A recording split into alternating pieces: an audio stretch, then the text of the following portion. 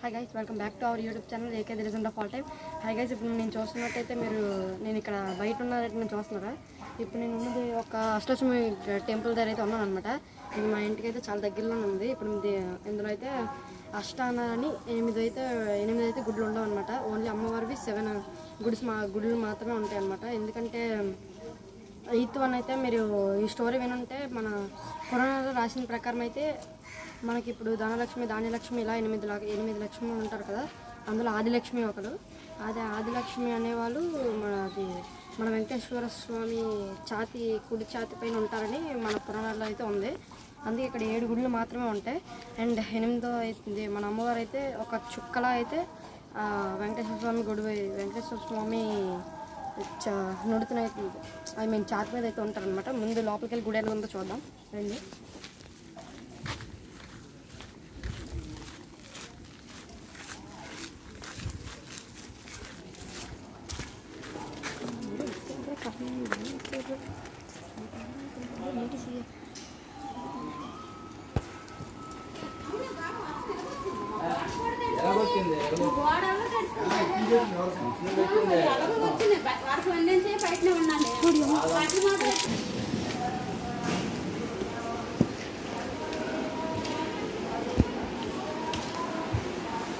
చూడండి, అష్టలక్ష్మిలో మొదటి అమ్మవారు ధాన్యలక్ష్మి.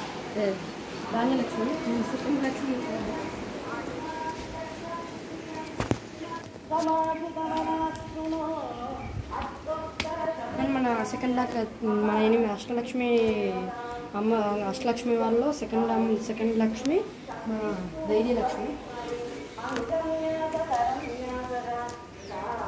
అండ్ మన థర్డ్ లక్ష్మి వచ్చేసి సంతాన Lakshmi. And 4th Gajalakshmi. 5th మన విజయలక్ష్మి. నెక్స్ట్ విద్యాలక్ష్మి. అండ్ లాస్ట్లో ధనలక్ష్మి అన్నమాట.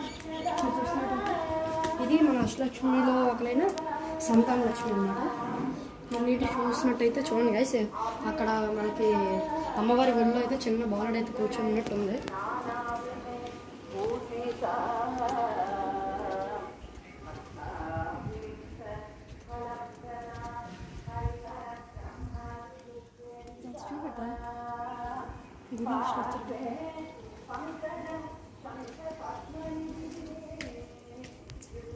మన నెక్స్ట్ లక్ష్మి అయితే వచ్చేసి మన గజలక్ష్మి.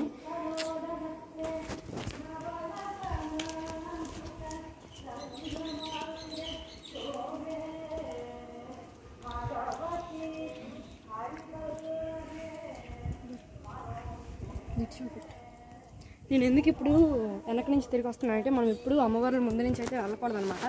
మనం ఎప్పుడు వెనక నుంచే దాటి వెళ్ళాలన్నమాట. అందుకే నెక్స్ట్ వెళ్ళాలి.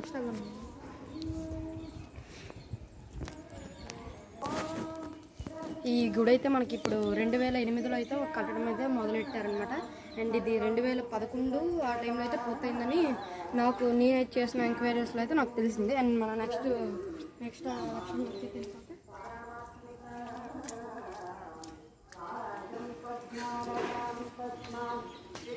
అండ్ మన విజయలక్ష్మి.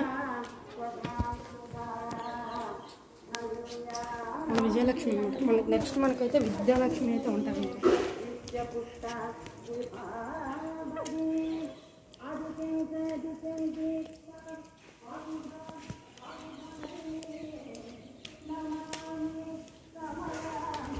మన విద్యాలక్ష్మి.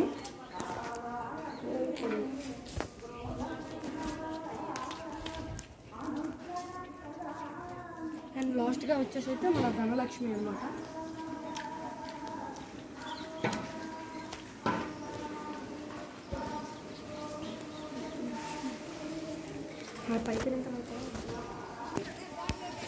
నెక్స్ట్ మనమైతే మెయిన్ గుడిలోకి అయితే వెళ్ళిపోతాం.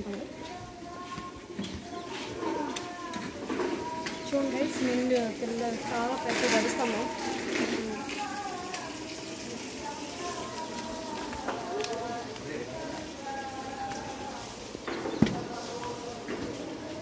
బాబు నాకు వెళ్తామా వీడియో తీసుకోండి.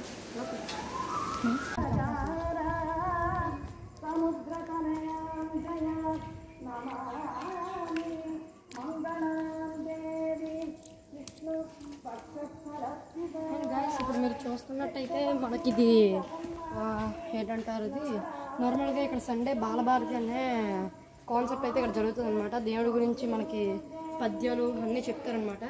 అండ్ ఇది ఒక పీఠం, ఇది కూడా ఒక పీఠం లాంటిదే. మనకి ఇక్కడ సంవత్సరానికి ఒకసారి మార్చ్ అండ్ ఫిబ్రవరి నుంచి మార్చి నెలల్లో మనకి ఇక్కడ బ్రహ్మోత్సవాలని ఇది స్వామివారికి కళ్యాణం అయితే చేస్తారనమాట. అది చాలా బాగుంటుంది. అండ్ ఇప్పటికైతే ఒకసారి నేనైతే ఈ గుడికి ఆ టైంలో అయితే ఒకసారి విజిట్ చేశాను అనమాట. అండ్ ఇక్కడ సాటర్డే 7 హారతులు 5 హారతులు అయితే ఇస్తారనమాట. అవి చాలా, అది ఆ రోజు మాత్రం చాలా జనాలు ఎక్కువగా వస్తారు.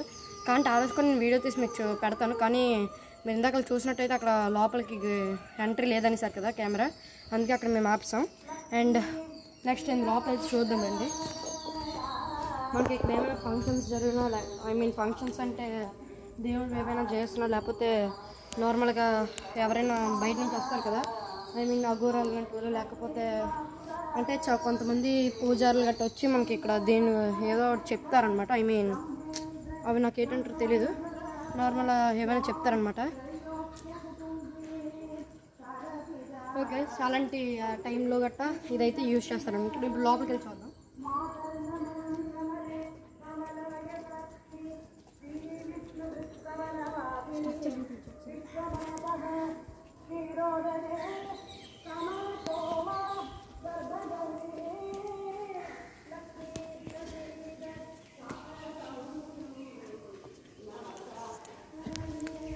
చూస్తున్నట్టు గైస్, మీరు ఇప్పుడు ఇదంతా చూస్తున్నారు కదా, అక్కడ మనకి గరుడ దేవుడి యొక్క విగ్రహం అయితే ఉంది కదా, అది ఏమైనా మీకు చెప్తాం కదా గైస్, అలాంటివి ఏమైనా అయినప్పుడు ఇవన్నీ చేస్తారనమాట. అందుకే ఇవన్నీ ఇక్కడ పెట్టారు. అండ్ మనము ఇంకా బయట అక్కడ చూసినట్టయితే మీకు అట్కాస్ ఎంట్రన్స్లో 2 నెంబర్లు అయితే పెట్టడం జరిగింది. అండ్ మధ్యలో మన వెంకటేశ్వర స్వామి దగ్గర 2 ఏనుగులు అయితే ఉంచడం జరిగింది. అండ్ మనం చూసాం కదా అక్కడ కట్టం. అండ్ ఇది పూలట్టు ఉంటే అక్కడ చూస్తున్నట్టయితే గాయస్ అక్కడ పనులు అయితే అవుతున్నాయి. అక్కడ నాకు తెలిసి మా అమ్మ అయితే నాకు చెప్పింది గాయస్, అక్కడైతే